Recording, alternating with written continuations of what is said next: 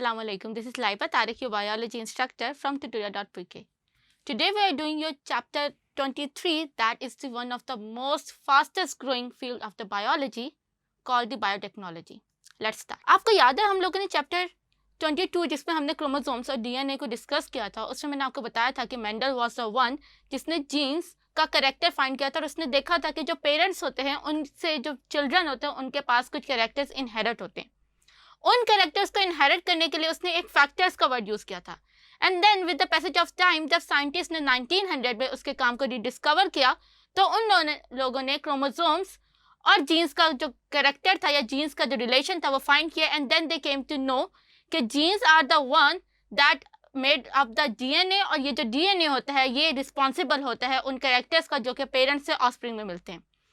Gene और DNA का discover होना दुनिया या बायोलॉजी के लिए सबसे ज़्यादा रेवोल्यूशनाइज प्रोजेक्ट था, क्योंकि अगर हम बैक्टीरिया या माउस को देखें, माउस से लेकर ह्यूमन तक के तमाम डीएनए के अंदर जो जेनेटिक कोड्स यूज हुए हैं they are the basic. So it means कि चाहे माउस का डीएनए हो, चाहे बैक्टीरिया का डीएनए हो या चाहे ह्यूमन का डीएनए हो,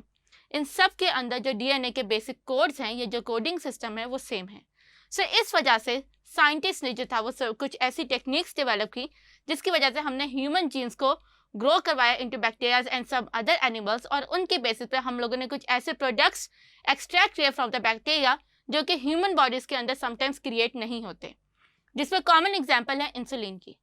पुराने ज़माने में इंसुलिन जो थी वो डेड ऑर्गेनिज्म से ऑब्टेन की जाती थी, क्योंकि उस टाइम पे जो पेशेंट्स होते थे उनके लिए insulin is the hope of life. लेकिन आज हम लोग बैक्टीरियाज के थ्रू इंडस्ट्रीज़ के अंदर बैच प्रिपरेशन करते हैं इंसुलिन के इंजेक्शंस के, और ये इंसुलिन आज दुनिया के हर मार्केट, हर शॉप पे जो है मेडिकल शॉप पे अवेलेबल होती है, और उससे जो पेशेंट्स हैं वो अपनी इंसुलिन की डेफिशिएंसी को पूरा कर लेते हैं. तो इट मीन्स कि बायोटेक्नोलॉजी ये वो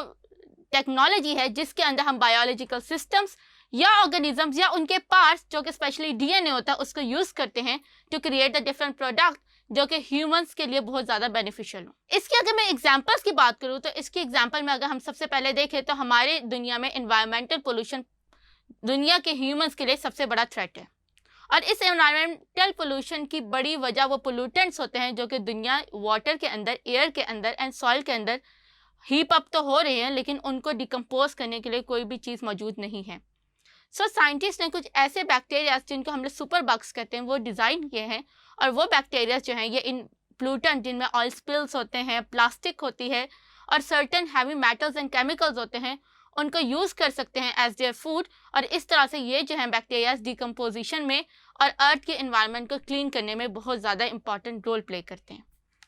फिर उसके बाद हम लोग जो हैं वो सर्टेन एनिमल्स और प्लांट जिनमें हम लोग अपने डिज़ायर कैरेक्टर्स जैसे ज़्यादा यील्ड प्रोड्यूस करना, ज़्यादा मिल्क प्रोड्यूस करना, ज़्यादा मीट प्रोड्यूस करना, हेल्दी एनिमल्स और प्लांट्स के डेवलपमेंट के लिए हम उनके जीन्स को अल्टर कर देते हैं. और जब हम उनके जीन्स को अल्टर करते हैं इट मीन्स कि मैं उनके फिजिकल फीचर्स को भी अल्टर कर रही हूँ. तो इस तरह से scientist by using the genetic engineering and biotechnology scientist अपने डिज़ायर एनिमल्स और प्लांट्स क्रिएट करते हैं जो कि ह्यूमन सोसाइटी के लिए बहुत ज़्यादा बेनिफिशियल होते हैं. एनिमल्स, प्लांट्स की बात अगर हम इंसानों की बात करें तो हम में से कितने लोग जो होते हैं वो जेनेटिकल डिजीज़ के साथ पैदा होते हैं,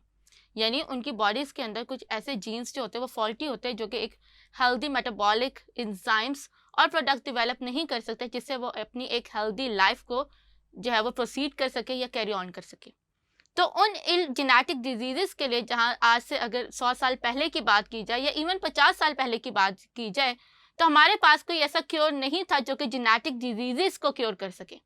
लेकिन अब थैंक्स टू बायोटेक्नोलॉजी साइंटिस्ट ने कुछ ऐसे मेडिसिन वगैरह क्रिएट करना शुरू कर दिए जो कि जीन्स को यूज़ करके हम एंजाइम्स क्रिएट करते हैं, और ये एंजाइम्स अगर हम ह्यूमंस को खिला दें तो ह्यूमंस के अंदर वो ग्रोथ डेफिशिएंसी, एंटीबायोटिक्स या कुछ ऐसे जो एंजाइम्स की डेफिशिएंसी होती है because of the genetic mutations, वो डेफिशिएंसी फुलफिल हो सकती है और वो अपना एक अच्छा हेल्दी फ्यूचर गुजार सकते हैं. तो बाय दिस बायोटेक्नोलॉजी ने ह्यूमन की हर फील्ड ऑफ लाइफ के अंदर बहुत ज़्यादा इंपॉर्टेंट रोल प्ले किया, चाहे वो एनवायरनमेंट हो, चाहे वो एग्रीकल्चर हो, चाहे वो ह्यूमन हेल्थ हो. हर चीज़ के अंदर बायोटेक्नोलॉजी का बहुत ज़्यादा कंट्रीब्यूशन एंड रोल है. Thank you.